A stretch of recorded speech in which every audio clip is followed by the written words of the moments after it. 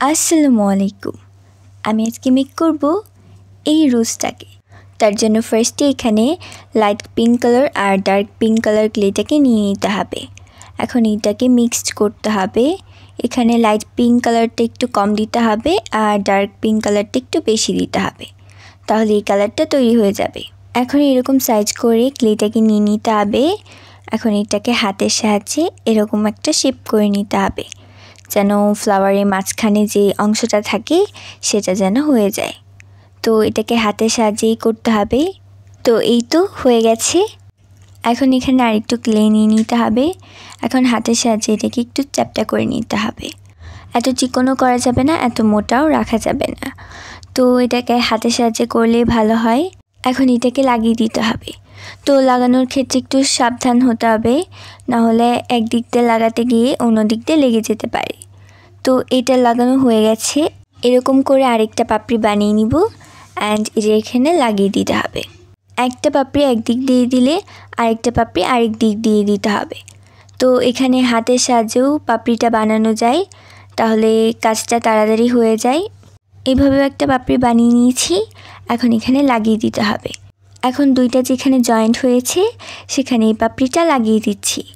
এভাবে করে প্রত্যেকটা জয়েন্টে এভাবে পাপড়ি লাগাতে হবে। এভাবে করে আরও দুইটা পাপড়ি বানিয়ে নিয়েছি অ্যান্ড লাগিয়ে দিয়েছি।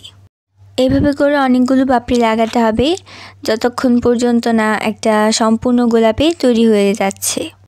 তো এই তো এইভাবে করে আমি সবগুলো পাপড়ি বানিয়ে নিয়েছি অ্যান্ড এখানে লাগিয়ে দিয়েছি। তার জন্য এখানে একটা রোজ তৈরি হয়ে গেছে। এখানে আরেকটু ক্লে নিয়ে নিব। এই পাপড়িটা একটু ভিন্ন হবে, তার জন্য একটু লম্বাটে করে নিতে হবে। তারপর ঠিক হাতের সাহায্যে এভাবে চাপ দিয়ে নিতে হবে অ্যান্ড এরকম একটু লম্বা হয়ে যাবে। তো পাপড়িটাকে হাতের সাহায্যে একটু ঠিক করে নিতে হবে। এভাবে করে পাপড়ি বানানো হয়ে গেছে। একটু বাঁকা করে নিতে হবে। এক সাইড বাঁকা করলেই হবে, অপর সাইড বাঁকা করার কোনো দরকার নেই। তো বাঁকা করা হয়ে গেছে। এখন পাপড়ি এখানে লাগিয়ে দিতে হবে।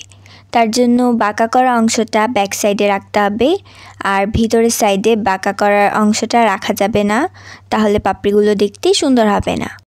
তো এভাবে করেই সব পাপড়ি বানিয়ে লাগিয়ে দিয়েছি। হাতের সাহায্যে এটাকে একটু ঠিক করে নিচ্ছি, তাহলে দেখতে রোজটা অনেক সুন্দর হয়ে যাবে। তো এভাবে করে আরেকটা পাপড়ি বানিয়ে নিয়েছি। লাস্ট একটা পাপড়ি ছিল, তো সেটা বানিয়ে নিয়েছি। এখন এটাকে লাগিয়ে দিব। সেম ওইগুলোর মতোই এটাকে লাগিয়ে দিতে হবে।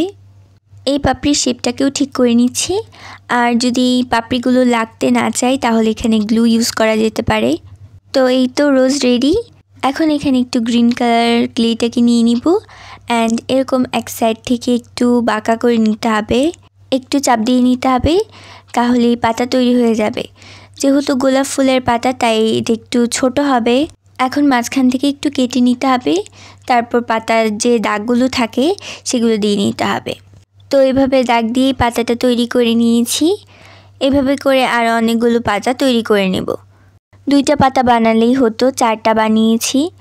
তো দুইটা ইউজ করব। পাতার নিচের অংশে গ্লু লাগিয়ে নিচ্ছি। অল্প গ্লু লাগালেই হবে, এত গ্লু লাগাতে হবে না। তো এখন ফুলের এখানে লাগিয়ে দিতে হবে। আরেকটা পাতার এখানে গ্লু লাগিয়ে নিব। তো এই তো গ্লু লাগানো হয়ে গেছে।